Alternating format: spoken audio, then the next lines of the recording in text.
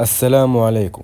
نرتقب في هذا الفيديو مباراة قوية تجمع ما بين نادي الرجاء الرياضي والترجي التونسي. سنتعرف في هذا الفيديو عن توقيت هذه المباراة والقنوات الناقلة.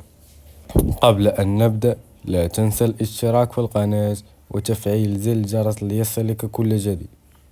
ستقام هذه المباراة يوم السبت 3 أغسطس 2024 في ملعب ريد التونسي، حيث سيتم إن شاء الله تحديد توقيت هذه المباراة لاحقا.